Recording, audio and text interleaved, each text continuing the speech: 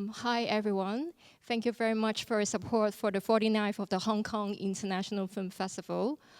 This year, we are very glad to present a retrospective of Albert Serra, and he's here for us for the masterclass. So first of all, I would like to introduce the moderators of tonight. She is the programming consultant of the HKIFF. So please welcome Ms. Kiki Fung.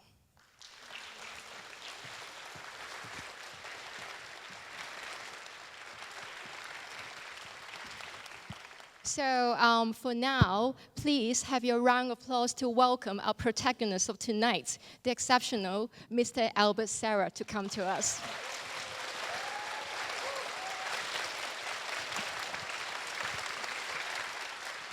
Thank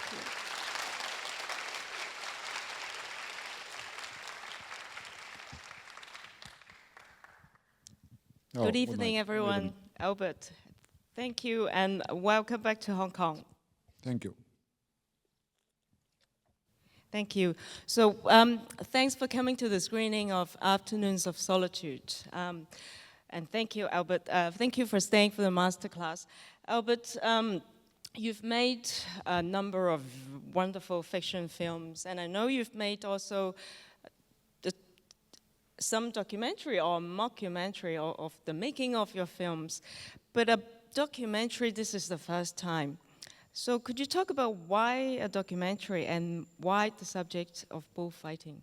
Well, in fact, it was not me who was, in this idea of making a documentary. It was a university in Barcelona that said, because they are specialized with the students on teaching about documentary, they said, you should do something with us, with the students, blah, blah, blah.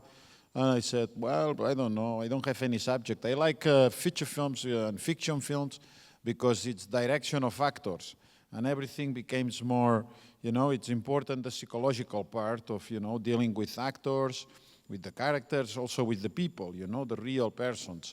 And, this combination in a documentary, in theory, disappears, because you have just to go on the reality, and, you have just to do a little bit of research and a portrait, a true objective portrait of what's going on. And, I was not very interested in this kind of way of working, but okay, the guy was insisting so much, and I said, why not? Let's try to do something. But I need a subject. I need a strong subject. I need something interesting. You have here a lot of good documentary filmmakers in a lot of places, in China, in Hong Kong, in, in Russia, a lot of, but which are the subjects you can talk about in Spain? I mean, everything is perfect, everything is happy, there is nothing, nothing strange, nothing, it's very... For me, everything is strange. Yeah, well, for me too, but I mean, I don't know, there is nothing really, really fascinating happening there. It's, everything is very bourgeois, and I don't know, and then suddenly the only subject I find out it could be a little bit, strong and, of course, controversial, and of course, from visuals, from plastic point of view, interesting was this one, because it's still something very, I don't know, that it doesn't look like that it's part of our times. It comes from very far, and why this is still there, and why they are still doing it this way, and it's so, hard and harsh somehow, and also, and there is a lot of protest in Spain and in also other places that they say that it's too much cruelty with animals. Okay, and I thought, maybe there is some interesting images there. Maybe there are some issues I have to deal with the camera. This was the point, because it's not about if I have ideas or no ideas with the subject, with bullfighting, because if I have ideas, I will write a book. I don't need to make a film, and if I put the camera, it's because the camera will give me something I don't know myself, and of course to the audience. So this is the only reason to make a film about the subject. And of course, as you have seen, it's impossible to make a fiction film about it, because you cannot have torero, and you cannot have full bullfighter, and at the same time actor. Because it's too risky, it's absurd. You need a real torero, and you will never be able to simulate or reproduce the tension, the risk, everything that really happens in a real corrida, in the real bullfighting. in the most important days of the year, of the season. Here in the film, you have seen the 2 or 3 most important days of the season for this torero that is the number 1. So how can you make a film, a fiction film, recreating these sensations? It's impossible. No? You only can, get into it with documentary. You have to be, yourself a little bit apart, just put the camera, get as closer as possible. And with this, I am very happy because we had the generosity of the torero that allow us to get very, very close to him in all places, what it's totally unseen and unknown in Spain, because these are very private moments in the van or in the room. So he accepted. I don't understand why yet, because at the end, he didn't like the film. So, it's it was very, very tense at the end, because he said, I gave you all my generosity. I allow you to be in places that even my parents, nobody has ever been, because it's very private place, as I said. And at the end, you betray me, Because because there are so many layers in the film. It's not a portrait of him as a hero, Of course not. But there is a side of that. There are also many layers that we want to get into. But you talk about images, and certainly the film is visually very strong. And I think the opening, the very bold opening, makes a strong statement as to what we're going to see. First is the near-death image of the bull. And I love the fact that it's staring right into the camera, into us, as if to deliver a message. And then there's a short sequence of Rocker Ray getting ready in the van, and then cutting into him in the costume drenched in blood. And well, it's blood not getting ready. It's at the end of one corrida. Yeah, coming back, Yes. But getting ready in the van. Yeah. Well, and then, so blood becomes a very important motif. yes, visually it's very important. Of course, if you say this in Spain, all the people that it's again corrida will think that you are, a little bit crazy or vicious or insane, but it's not true. The blood in the film gives totally new dimension of all images. Because, and it's true blood, and I don't know, from visual point of view, it's very interesting because it makes the images more intense, with more energy, and visually much more interesting and complex. So, of course, it comes from the pain, it comes from the sacrifice, but it's not my fault. This is a ritual, a sacrifice with sacrifice. And, I just, went there to show it in the more, beautiful and precise way. And, of course, there is a new idea, not new because it's very old, but it's an important idea that you can find beauty also in horror. You know, that in images that are very, very difficult or, or horrific or ugly, or there can be some beauty there. It's got something coming from the 18th century, Romanticism. And, they let us discover that there are some dark pulsions, but dark images, dark sensations that can have beauty too. So that what is not very popular nowadays, because we were in the politically correct, era, and it looks like that if you say, this is unfair, or there is injustice, but there can be beauty in injustice too. So this is very tricky. But at least from visual point of view, you feel it. You feel it, that extreme, or even, don't get mixed with humans or animals, just catastrophic images of nature. It can be beautiful, even if it's something that has very bad consequence. But it can be, there can be some kind of fascination, visual and aesthetic fascination in it. And it's not my fault, it's not fault of nature. The sense of horror, for example.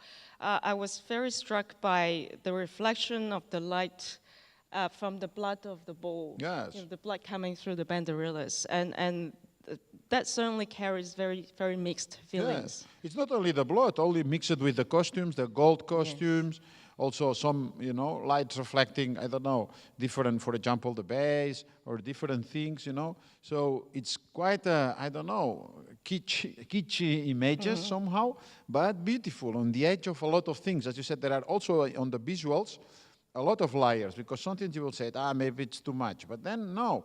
But then, it's true. It's kitsch, but very, very organic and true. So the kitsch part, it disappears a little bit. That emerge another part that it's much more, strong. And then, okay, it's life and death.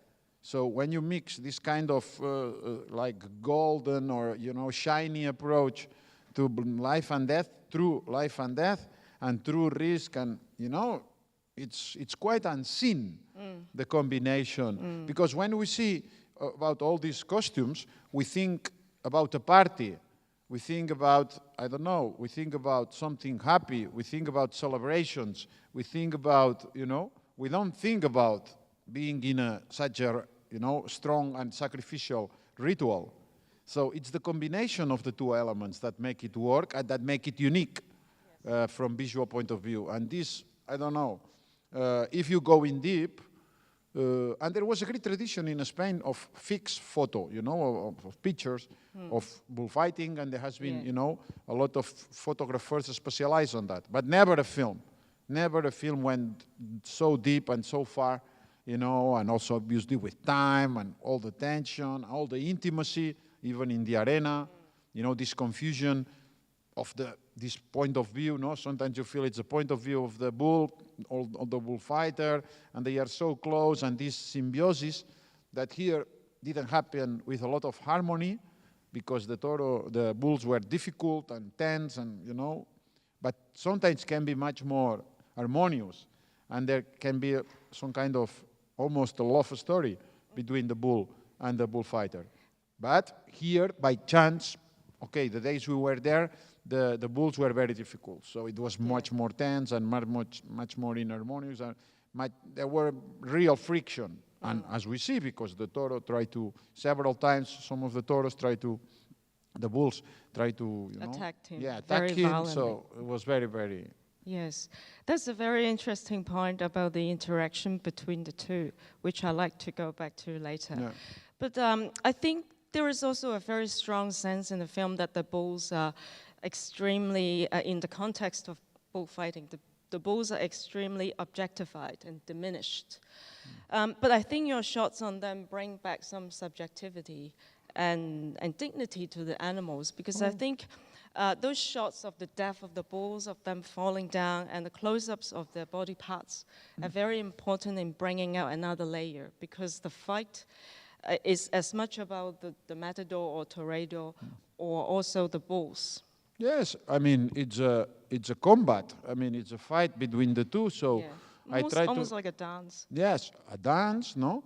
There is some kind of extremely exhibitionist in it, because, the torero is, or the bullfighter is doing an activity where everything is based in gestuality, in dance, movement, very delicate movements, very, minimal movements in order to, create domination and submission to the beast, this dangerous and powerful beast, but with the little movement and just with the fabric, so there is something very, very, everything it's based on how you move your body, how you slowly, gradually, you make the bull be, closer to you and closer, but at the same time, obeying you, and this with the life-threatening element. So it means that it's the most exhibitionist work in the world, probably, because that the most slightest movements are combined with life-threatening, element of the bull, and it's this mythical animal. It has been in the Greek mythology and even in the primitive, drawings in the caves or paintings. So I don't know. And then of course there is this other side of the bullfighter that is the narcissism, because everything is so, and it's very good for the camera. This, because it's an exhibitionist and it's a narcissist. So the exhibitionism gives the visual part of the thing, and the narcissist part gives the psychological, mysterious part. That you never catch how he is.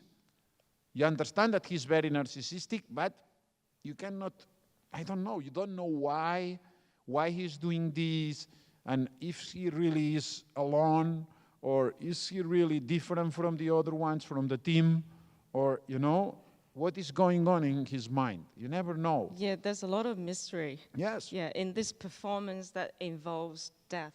Yes. Like you said, the only... For me was the interesting point too.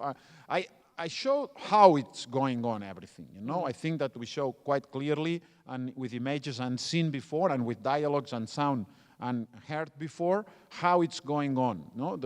But the why this, why he's doing this, why this is happening, what is the sense of this never-ending ritual? Because you see in the film, it's one bull, then another one. The film wanted to keep the, how to say, the structure of a ritual. By definition, a ritual is repetitive. You know, there is no goal about it. It's a metaphor of something else, but, you know, the goal is to repeat the ritual endlessly. So here it's the same. There is not a goal that you say, I will do 3 bullfightings and I will reach this level, or I will. No, this is something that goes deeper. It's forever. It's like a duty that, you know, it goes with you until the end. And it's very difficult for bullfighters to retire. Almost none of the great, well, some of them have been killed in the arena, by the way, and some of the others that retire when they are really very old and physically, you know, it's not possible anymore, they all have psychological problems of all kinds. They don't get used to normal life. So it's very difficult to adapt to normal life doing this, because this is I don't know, it's a duty, a strange duty with a tradition. Yeah, and you talk about the repetition and this extension, almost like a prolonged waiting and pursuit. That reminds me of one of the themes in Liberté, for example. It has that kind of psychological. Yes, because I like this, because first of all, repetition allows to create some moments, little moments in between the repetitions that are like anticlimax moments. You know what I call anticlimax? Yes. That it's these moments between the two bulls that you don't know exactly where the film is going. You don't know what's happening. You don't know. These are my favorite moments, by the way. And this kind of moments that are, you know, as you said before, full of different layers, but without a clear movement, a clear, you know, narrative purpose that can, you know, be there for some minutes or even a little bit more sometimes. This, you will never find it in regular, you know, TV shows or in TV series, or because it's the kind of moments that you lose your attention if you are at home. Yes. You need the big screen, you need perfect conditions, you need, you know, all, you know, big screen to see all details, all layers, and still be interested in what's going on. So for me, these are my favorite moments where we expand, you know, the atmospheres of cinema to something that is not clear, that it's totally opaque, that it's, you know, that it's very deep, that it's even physically not very nice for the spectator, because it's these typical moments when you start to, you move like this, you know, because you don't know, it's a little bit boring maybe, or you don't understand what's going on. But it's, you know, it's part of the evolution of cinema. My theory is that in the future, people will go to cinema to suffer. You know? No, really. We already go to cinema. Yes, yes. Well, no. But it should, you know, be entertainment, right? Yes, yes. It will be. The sensations will be so tricky and so complex and so against, you know, what you expect or what you feel or what you think it's good or bad, or, you know, so against the standards. Yes. That you know, people will pay to suffer, to be confronted. To something totally different, and people thinking the opposite of you, and people showing images that you say, okay, it's beautiful, but it's horror, then it's beautiful or horror, and you don't know. And this not knowing makes you uncomfortable, because this puts a lot of questions on you, and, you know, but you will pay for that because you will not find it anywhere else. All the other things, you know, watching a movie in TV series or going to the shops here outside is the same activity. They want to make you feel comfortable. You know, there is no single, no difference. And very expected.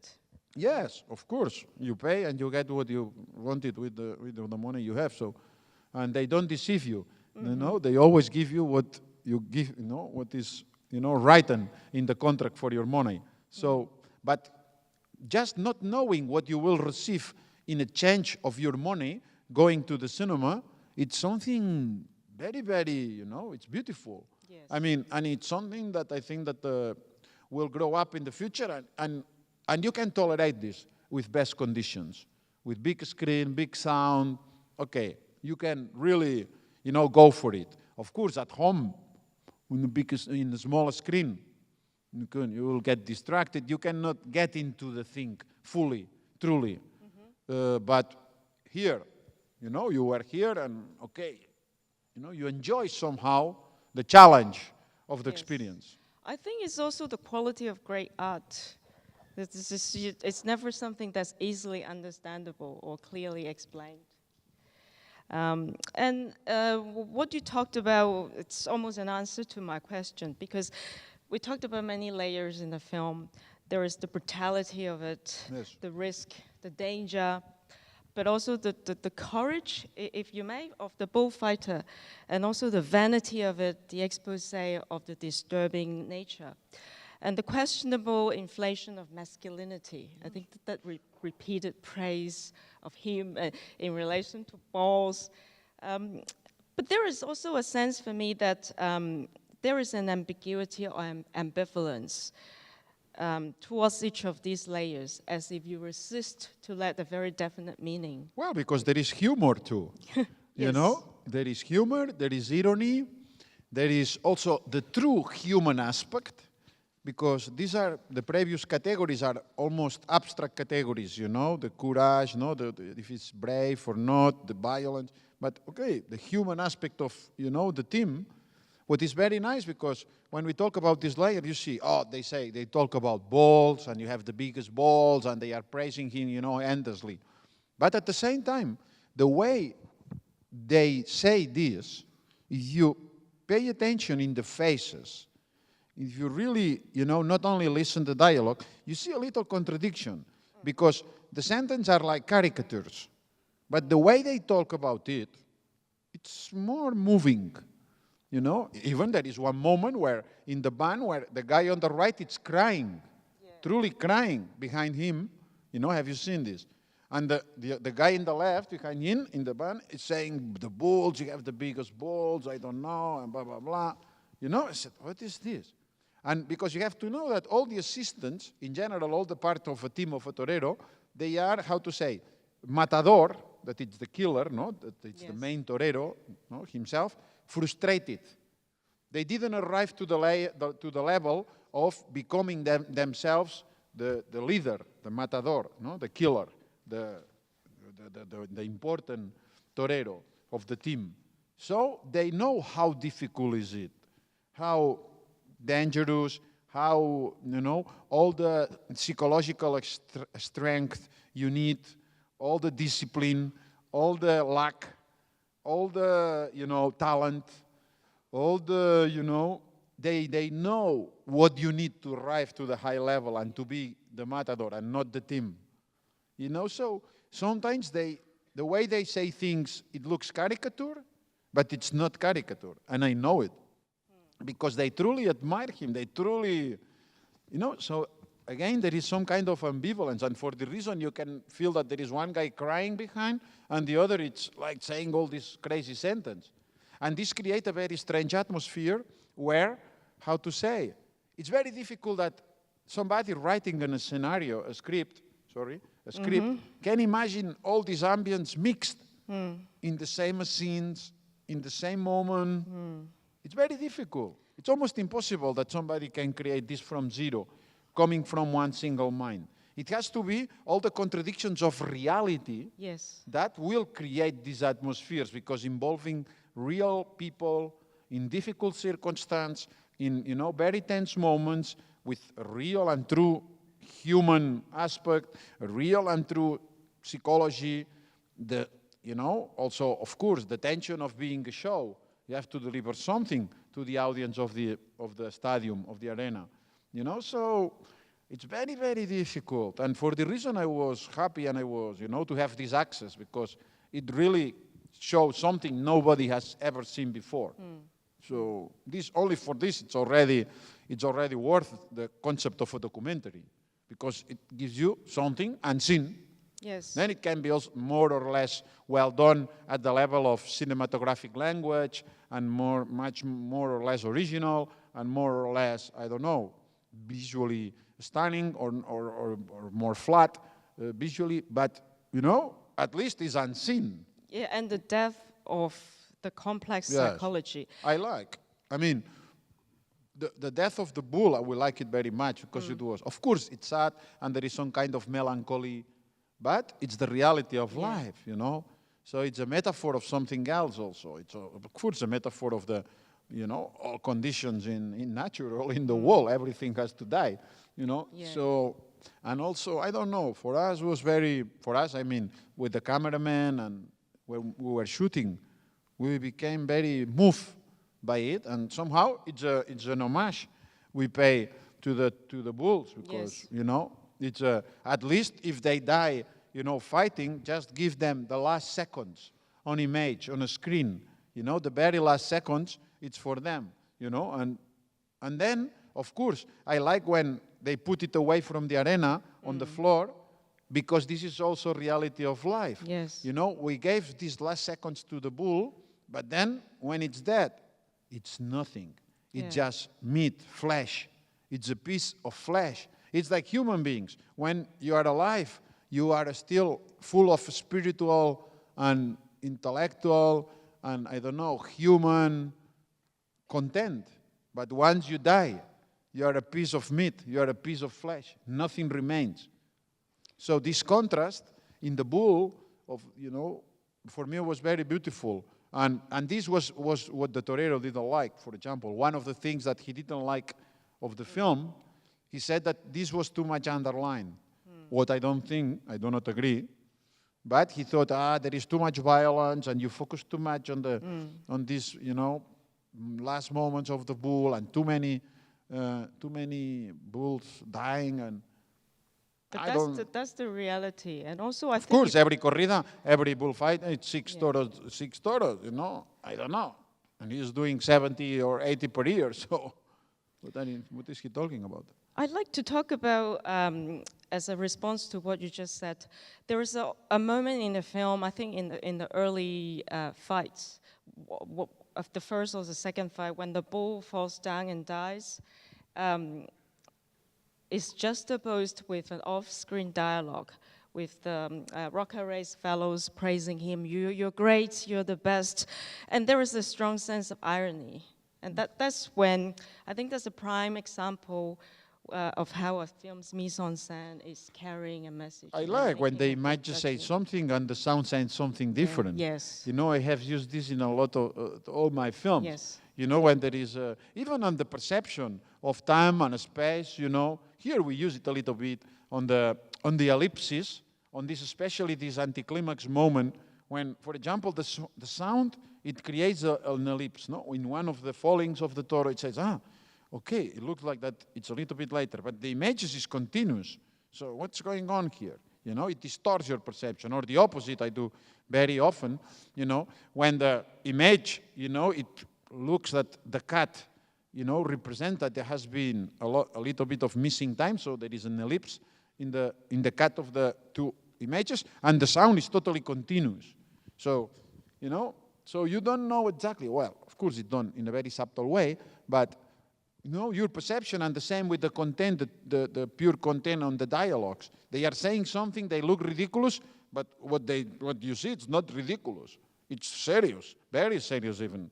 Or the opposite, you know. Sometimes they look a little bit stupid, but then you think about, you know, and wow, it's not that stupid. We know what they do and they receive a lot of money to do it. So what is the point, you know?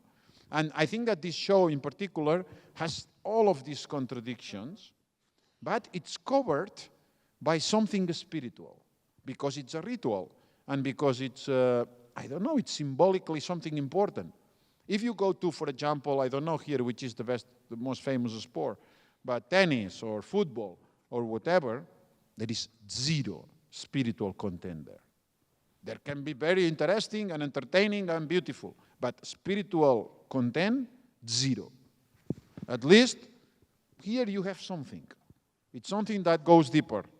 It touches other elements of life that, it gives something else.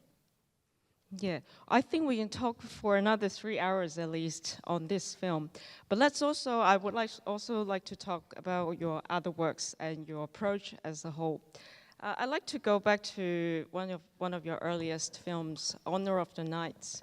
So it's a loose adaptation or reimagination of Don Quixote. For those who haven't seen it yet, we're showing it in the festival, along with 4 other films by Albert. So in the film, very interesting. Sometimes it gives me an impression that I was watching a documentary. I was seeing how I was seeing how the interaction of the 2 actors play out. Not them as Don Quixote and Sancho, but them as themselves.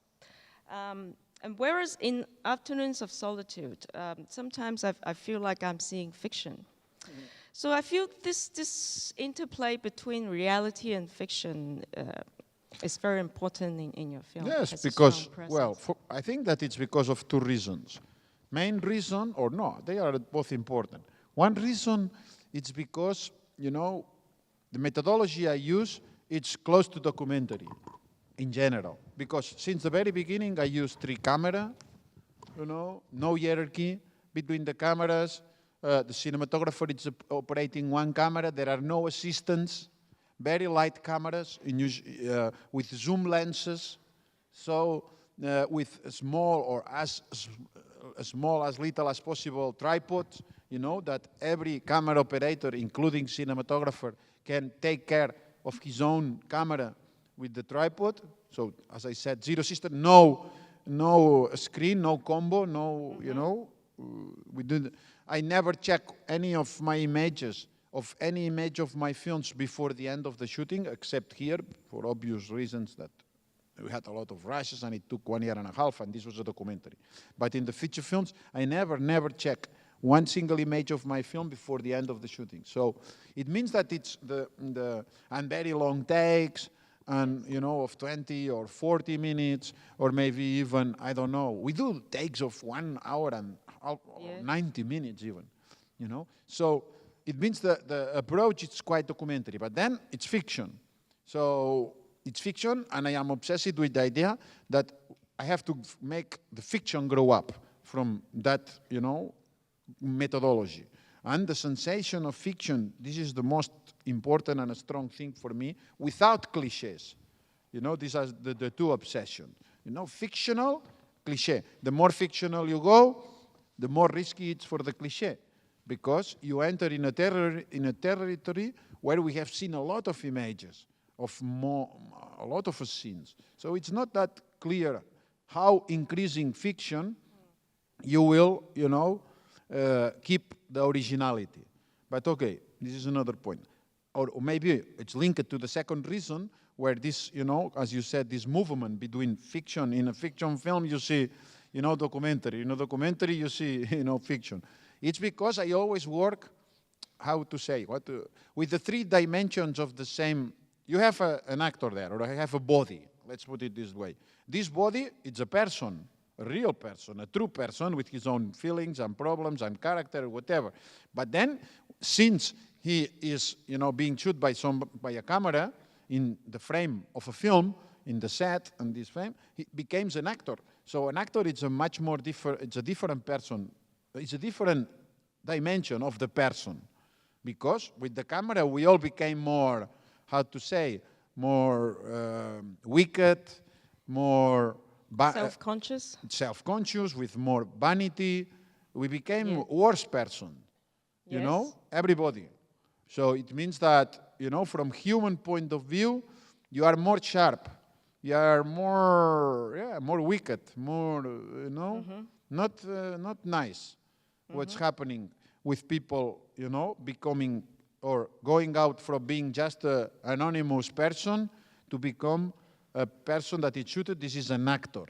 Because you want to control your image. You want to give a specific side of your image, or even you want to create a fake image of yourself. Yes. You know, because you want to other people admire you, or the people will watch. And then finally, you have to deal with the character, because if we are inside even in the documentary, but especially in a fiction film, you are playing a role. You are playing, so you have to accommodate somehow to the characteristics of the role. You cannot do whatever you want. And this will be more or less the main presence on a screen. So, and usually when people shoot a feature film or fiction film, they only work with the character. The third thing, no? The actor may be just a professional person who is able to recreate this, to perform this character, but nobody cares about the actor. But I care about the actors because I like to torture them. And you work with unprofessional, non-professional actors. Yes, but I don't like actors. You know, I impose myself because I think that it's healthy, the idea of not liking them. Because you have to create a little bit of tension. Because only with tension only tension creates energy, you know, in the set. And this energy transforms into intensity on the images. And without tension, nothing exists for me, you know, because the images become flat and boring. And so how to create tension with actors, you know, of course, without having a conflict. It's, you know, creating pressure on the artistic side. This so is very important. Three cameras, for example, yes. That's the pressure. And creating pressure on them. For example, myself, I don't like to communicate with actors. I don't talk with actors, or I talk as minimum as possible, I mean, as little as possible. Because, I don't know, for me it's not my job to talk with actors. I mean, the actors receive much more money than me. And I have to tell them what they have to do. You know, I write the script, I do the edit, you know, I direct the film. What else? Now talking with actors and helping them? Receiving much, I mean, they have to give me something I don't know. It's the same with this bullfighting film. I said we put the camera, you know, with the idea that the camera will reveal something that I didn't know before. If not, what are we losing? What are we doing there? We are losing time. So the same with fiction actors, professional or non-professional. For me, it's the same. I don't see any difference, you know. But you know, please, you are there. You receive money, a lot of money, by the way. Please give me something, and something I like. And if I have to like it, it has to be original. It's not that easy. I understand to do that, but I mean, it's their job. They should do it every day. I don't know. It's not me who choose to be an actor. I feel that I was not capable of doing that, so I decided to become filmmaker. But if you decide to become an actor, you have to do that. It's your job. Could you talk about how you work with Luis Cabo and Luis Serra? So those two, they were in Albert's very first film up until Luis Cabo unfortunately passed away, but Serra is still around. He's in Pacification. He's in every of your films. So they are non-professional actors, and they know each other very well. They're from your hometown. Yes. So for me, there is no difference. Is it a different way when you work with them? No. They also become somebody else in front of camera. Yes, I don't see any difference. I only see maybe some difference with, for example, Jean-Pierre Léaud, that in this idea of pushing and demanding, you know, a lot of original things and putting pressure on him, maybe I went a little bit less far. But not because he was famous or not, because he was a little bit old, you know, and with old people, you have more respect, more or less. Yeah. You know, you just try to moderate your aggressivity, even if it's, you know, inner aggressivity, but, you know, or you are a little bit much more comprehensive on, or less, how to say, you know, it's natural. But it was just a little bit. And in fact, you know, it was curious because at the end, he complained that I was not enough strong. Really? Yes. Jean-Pierre Léaud plays Louis XIV in The Death of Louis XIV. I was also going to ask you, because in the two films you use professional actors, you craft or you create this scenario when a very powerful, a very important man is in the face of death or imminent threat. So actually you do put them in a lot of tension in the film. But it's not just that, but in these two films, Pacifician and The Death of Louis XIV, that tension is permeated in every frame, even though sometimes the movement is quite still. Could you talk about, and I think there's something in the visual language, in the audio-visual language. Can you talk a bit about your approach? Well, it must be some ambiguity always, some ambivalence, you know, in all the characters I try to create. What is the ambivalence of life? I mean, if I am here with you or with somebody concrete, I can never know or assess what are you thinking. You know, I can imagine, I can try to read your face and try to understand, but I will never be sure. So, in general, cinema, especially with this conventional cinema where we are living now, you know, they try to simplify life. They try to make, you know, the things more clear and less ambiguous. They try to make, you know, they try to show the audience what you are thinking. And this, I never care about that. So I try to keep it as complex as it's in real life. You know, and you see, maybe this person is nice and maybe it's a son of a bitch. I don't know. You know, I don't know you. So I will keep it this way. So I think this is quite intriguing and creates mystery. And again, with the big screen, when you can really point a lot of details of your face, or a lot of little movement, or a lot of little sound, you know, this creates, you know, these layers that don't go in the same direction because, you know, the characters are still being created or are still in the opacity of, you know, not having given enough things or enough details to understand everything. But this is, how to say, eroded or deleted in all the scripts because all the scripts are very boring and specifically the scripts for the TV series. You know that the TV series, 90% of the TV series, 95, the scripts are written by several people. Yeah. It's not one single mind. It's several minds because they are not writing the script. They are analyzing the writing of the script. You know? When you do something creative, you don't analyze. You just do it. Of course, you unconsciously calibrate, you know, the equilibrium of some elements or some intuitions, and of course, you think about it, and you try to, you know, understand, you know, some harmony, some equilibriums of elements, but you are not analyzing the effect of it. You're not, and these people, you know, they analyze. They don't create. They just analyze. And manipulate, I think. Yes. I think think let's specifically, put in a bit of tension here, a bit of drama here, a bit of humor here. And specifically, this job could be quite soon make a substitution, and AI will be able to do this job. So this kind of scripts in particular, I think that AI will analyze it and will write it better than human beings. But the creative part, no, it's impossible. Because, you know, it comes from a real person. And specifically, it comes from a real person that it's, you know, it's full of bad things, you know? Yes. So this is the point. It's full of bad things and full of mistakes and full of... complex feelings. Yes, and full of contradictory, confusing. Yeah.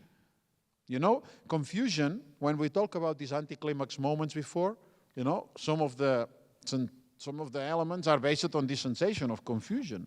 You don't know what you are seeing. You don't know what kind of film, what kind of images are you in front of. You don't understand. Is this humorous? Is this serious? Is this ridiculous? Is this, I don't know, is the filmmaker, you know, laughing at us? Maybe. Could be a pervert guy that he only cares about, you know. In fact, in the shootings, I do the shootings for me.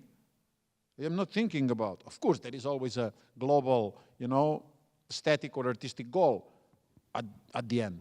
But most of the time, I do the films for me or for the people next to me, the people I love, because we have fun.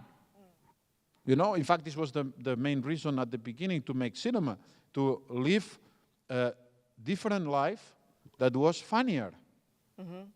Because normal life, it's boring.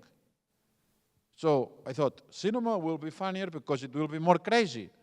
It will be, everything can happen, and you are in the bubble of a fiction, of a shooting. So then, inside this bubble, a lot of things that are not allowed in real life are allowed there. And everybody accepts that. So it means that if you can live in permanence or more often inside this bubble, life will be funnier. This was the main reason, and for the reason the playful element and the ludic element that it's in my films, that it's another layer always there, a little bit hidden in the edit, in the final edit, but it's, it's inside all the images. It's, it makes it different, because I do not have respect for cinema. So I do not have respect. I want to have fun myself, and 2 or 3 people around, a lot of fun, and I am very talented for that. Who in the world has these 3 combinations in one single director? Who? I think there is nobody else. Because at the degree of lack of respect for cinema, I only respect writers and literature. I study literature. I wanted to be a writer. For me, just to think that a filmmaker can be, compared to a writer, it's an insult. It's an insult. So, this kind of attitude, who has this? And also, then, dismissing cinema. Then, okay, I said it already. Having fun, the playful, the ludic side. The most important, the extreme egoist approach of just having fun. Of course, gradually it has become so important, the final artistic goal, but this is linked with this is linked with the third element, that it's the talent. If you are talented, of course you will use the talent in the right direction, or the most original direction. But, the chemistry among all the creatives. And for me, because I watched Waiting for Sancho, which is the making of Birdsong, it's very funny because there's a completely different picture of what the film is like. Birdsong, black and white film, which is another reimagination of the Magi's, the visit to newborn Jesus. But in the film, the search, the Magi's search, or even almost getting lost in the vast landscape, and just spending time, and Joseph and Mary waiting and spending their day almost in mundanity. I think that focus on intimate details and the state of being is very modern and very fresh. And then on because that you don't put hierarchy. You don't put hierarchy on the elements. This is all the 60s or avant-garde or Godard teaching, Yes. You treat every element of the film in the same level. It's not that the story or the characters are more important. No, the story, the characters, the sound, the music, the cinematography, the colors, the costume, artistic direction, everything is at the same level. You don't try to, because when you try to put hierarchy on all these elements, it's when cliché, more risk of appearing. And, there is less contradictions in the image, and you reduce all the complexity of life, even the complexity of yourself creating image. Let's think that every film, even if it's a fiction film, it's a documentary of the creation of the film. So if you reduce your complexity, having stupid ideas and creating already a hierarchy between the elements that come from, I don't know, probably it will come from cliches, because on real time, it's very difficult to have all the time original ideas. So whatever you will decide, it will be a little bit basic, by the way. So why to, which is the best way to avoid this? Don't put hierarchy. Just use everything. Everything then, it becomes fresh and new. And you see, and you shoot a scene. This is what I do on the edit, by the way. I see one image, I check all the images of my films, what is very painful, because here we talk about 740 hours. In Pacific Fiction, there were like 500 or between 500 or 600, so it's quite painful. But then I only choose the things I like, but without hierarchy, without anything. Here I like this image because I like these two lights there, the form. Here I like the red color of these seats there. Here I like, I don't know, this little face you do now. Here I like the costumes of these three people here, or here the composition, you know, of there, or here, I don't know, I like this picture, whatever, you know? And I choose, and then I edit the film with this. So with this kind of arbitrary choices, that it's another important word, arbitrary, you know, what is really, really, truly arbitrary, that it comes only from my own sensibility, my own intuition, and nothing else. Nobody is there saying what is good or bad when I choose the images. And then all the edit, it's obliged to be done with these images. But the start is very arbitrary. So it creates, again, a new way to avoid cliché. Because even the editors, we are 3 editors or 2 or whatever, and we are there and, okay, we have to do something coherent out of this choice that it's not coherent at all. So, you know, it's more beautiful this way. You mentioned confusion before several times. Let's talk about liberté, because you were obviously taking a lot of risk with liberté by visualizing their ideas of sexual freedom as well as sadomasochism to the extreme, and the repetition of it, which we also talked about, but at the same time also leaving some confusion or ambiguity as to what's going on, or who is after who, and then who's on which side. And then also the act of viewing becomes a stimulation for the onlookers in the film. Do you see the film as a metaphor of the relationship between images and the spectator? A little bit, you know, and it's this possibility where this confusion, where in some images or on some films, on some scenes, you don't understand the point of view. Which is the point of view? Who is looking or who is showing that?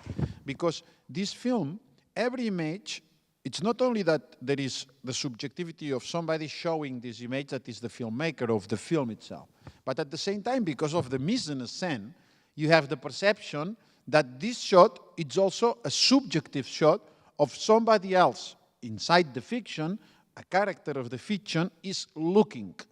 That the camera has always, the image that is shown by the director that always has the appearance of objectivity because it's a capture of reality, but sometimes we understand for the edit that in normal films there is a subjective shot, you know, that where somebody is, you see that, you understand that it's that somebody that is looking. Then in this film, it's very, very shocking, and I didn't realize until which point this is true, and when I went to Tel Aviv, there was a film festival of film schools. It's the best or the only film festival in the world with film schools. And we were showing Liberty. By the way, at the beginning there were like 80 people, and at the end there were 5. You know? And of these 5, 3 of them were teachers. Yeah. So only 2 students remained. What it gives, you know, quite a sad idea of what is the world nowadays. But okay, what is the students of cinema in film schools nowadays? The world, it's perfect. It's just a part of the world that it's very bad. Okay, but the people that remain, not the teachers, the 2 students, yes, that there were, by the way, Asian-looking, you know, yes, people, so and they will look in Asia, yeah, they will look a couple, and the guy said, or the girl, I don't remember, said something very intelligent in the Q&A. And he said, it's the only film I have ever seen where, you know, every shot has a different point of view. And I said, fuck, you know, this was the sensation I was trying to create, but not at such a level, because I was thinking what I said before. You know, you never know if there is a subjective, if what is showing is the subjective, you know, looking of a character inside the fiction. Yes. You know, and I was trying to create this sensation that, okay, there is always a floating, you know, it's about this tension between the image and who is looking, you know, about exhibitionism, you know, and voyeurism. This is also the tension of the film, you know, somebody that wants to exhibit in that space of the forest and somebody that goes there to, you know, to see. And then I said, wow, but the guy said that it's every shot of the film, you know, so it was so beautiful. And it was a discovery. And in fact, I watched the film. I watched the film again I don't know, months or years later. And I watched the film only with this perspective in mind. And it was true. And I was not even conscious when I was editing the film until which point, you know, I was creating a system that it will work, you know, miraculously, you know, in a fantastic way at this level. And it's very strange, this form of film. I never... You know, because it's different characters, and you don't know who is looking. So it's quite conceptually, it's amazing. And if you watch the film this way, you will feel, you know, completely overwhelmed. Don't walk out. Yes, because it's confusing, and at the same time, it's super transparent and clear. Yes, and then it's fascinating at the same time.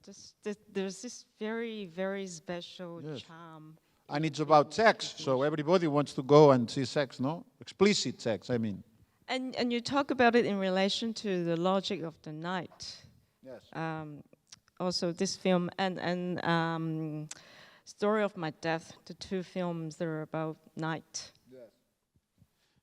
All my work, you know, started at this level, you know, and I talk about that in the book we discussed yesterday.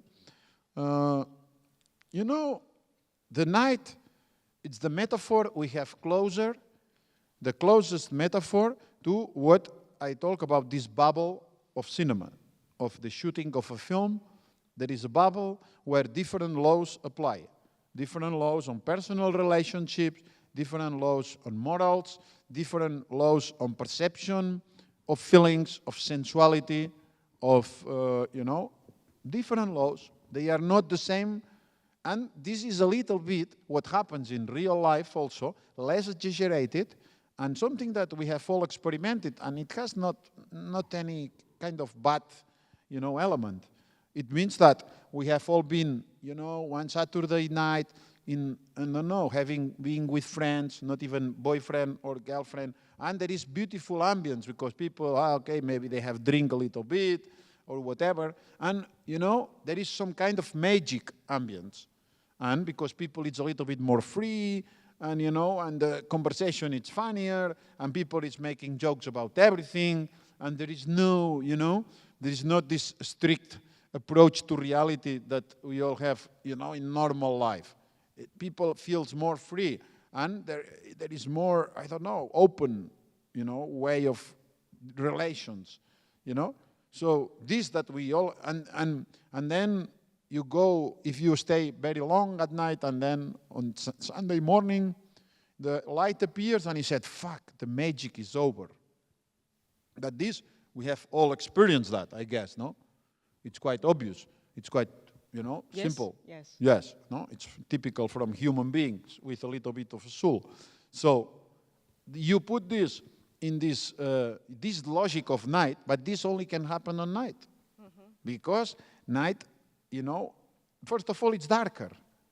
So it means that you can hide a little bit, and there is another kind of logic of approach between people or between, you know, goals. So, because you can hide better. So it means that you can, you know, you can really show up with the, you know, the more intimate things because they still remain a little bit hidden because of the darkness. So it means that if you are shy, okay, you can be a little bit less shy. And if you drink a little bit of alcohol, then, okay, you open up a little bit more. So, okay, very simple. Cinema, you can put this, you know, 3 levels up. And with the advantage that it's recorded. So you will keep this magic encapsulated forever.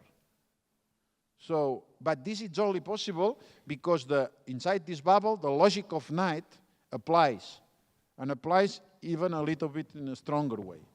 And, you know, when you understand this, and it has nothing but, it's very simple feelings, but more intense and more intimate and more delicate and more rich somehow. Yeah. So, it's and like for a different dimension. Yes, but what happens is that this is my methodology of the 3 cameras with the zoom lenses, with the long takes, with operators, you know, they are very sensitive to capture this.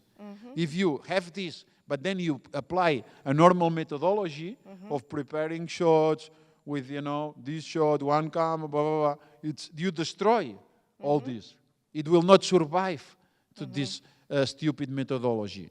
So this was nice because the methodology was coherent with it, and it allowed to capture, and everything is coherent, you know. So, but you cannot take one element and separate from the others and think that it will work.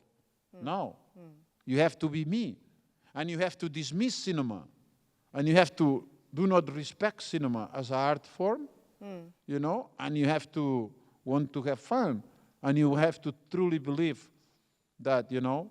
I think it's about subverting what the usual expected or accepted concepts or logics of any because you get forms, into a territory that even myself, I don't know where we are going.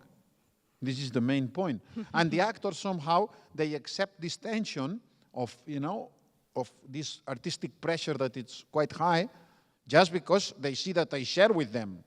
Because, of course, I am responsible of the film, final responsible. I am not only the director, but also producer, co-producer. So, I mean that even on finance, on economical side, I am, you know, it's risky for me to create risk on the shooting.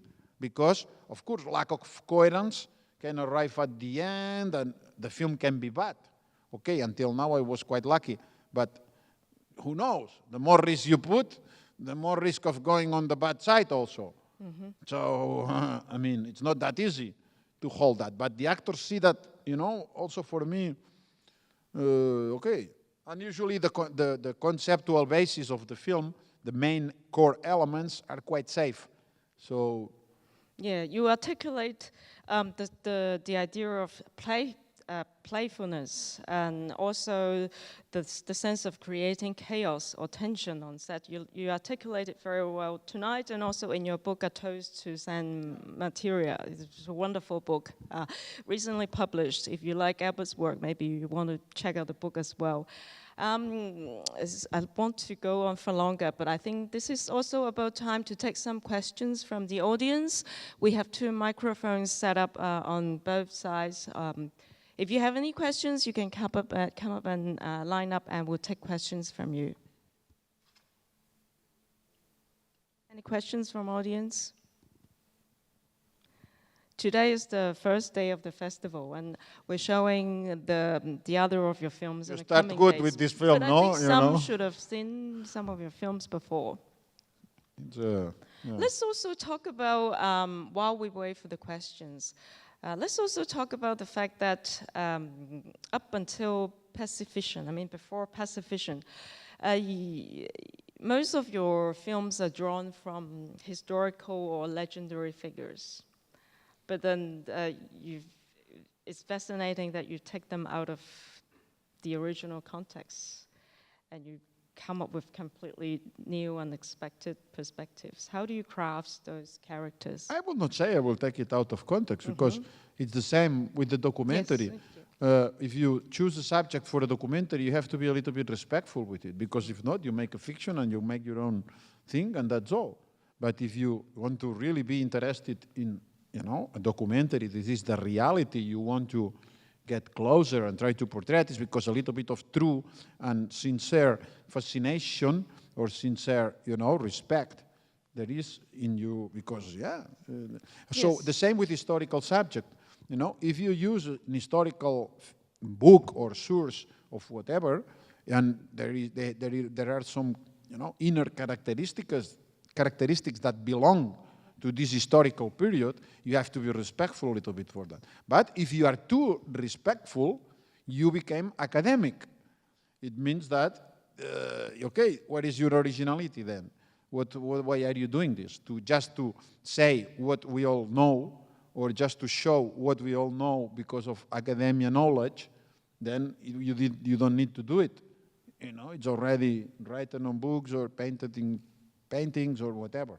So it's a tricky balance. It's not that you take it out to somewhere else, because if it's too much, I don't like it. You can just create your own script about yourself. So you don't need to pick up things from other people, you know? So if you do it, it's because you will mix it and you will try to, I will not say improve it, because who can improve Don Quixote or the book, or, you know, it's impossible. But at the level of cinema or visuals, you will give something a little bit, you know, that will put even some questions, that will not be disrespectful with the original source, but at the same time, yeah, maybe it will take you to a different place, that it's my place. Yes. So it's not, yes, not that it's that's you take what it. I meant. Yeah. You've very well interpreted the original spirits. Could be. In your way. It's not my goal when I do this with original, you know, stories to interpret well or not. I just want to be a little bit precise and respectful. Then, by chance, maybe, or the film about Casanova or the death of Louis XIV, it happens that at the end they are quite coherent, at least with the spirit of the original sources, historical or fictional. But, you know, that there is nothing extremely contradictory or outrageous against the original. What I don't like, because if you see all the opera, I don't know here, because I don't know what is the tradition here, but the opera, you know, traditional opera, Western operas, you know what they do with old operas, and they're trying to make it actual, modern, and it's bullshit, you know, it's ignorant people. So it's difficult, the equilibrium of really, you know, respecting something old, and at the same time, with the same artwork, the same film, creating something new. It's not that easy. So this was the goal. I think your work's a wonderful combination of that. I tried, but it's not easy. I think we have a question on this side. Yes. Good evening, Director Serra. Thank you very much. It was a fantastic film. And I would also like to apologize in advance, because this is going to be quite a long question. So firstly, was Rocaré aware of which of his bullfights were going to be filmed? Was he informed prior to which? Was he? Which ones in concrete? When we will go?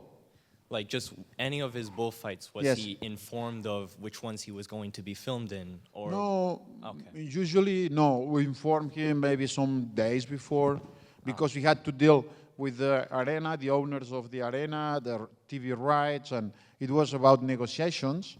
And when the negotiations with the owners of the rights of the arena and went well, we could access. So it was always some days before. And I'd like to follow up on that, because you said you don't really communicate with your actors through your fictional films, because you have expectations of their professionalism as an actor. Yeah. And since Rocaré is not an actor, and that, you know, he is really one of the greatest bullfighters of modern time, you definitely did not have any expectations for him through his way of bullfighting. No, and at the same, no, because, you know, what I show in the film, it's already, you know, even if you have expectations, nobody has never been there. Nobody has ever been in the room and put the camera in a true bullfight that it's the most important of the year, with the most important torero. Nobody has had this privilege to have this access. So whatever happens there, nobody knows, only Rocaré himself, and it's not the same thing to know it that to see it, you know, projected in a big screen, that because it has been recorded by a camera, you know, it's a different perception. So for me there, I was quite comfortable or quite safe, because whatever it is, it will be unique. Or it will be new for everybody.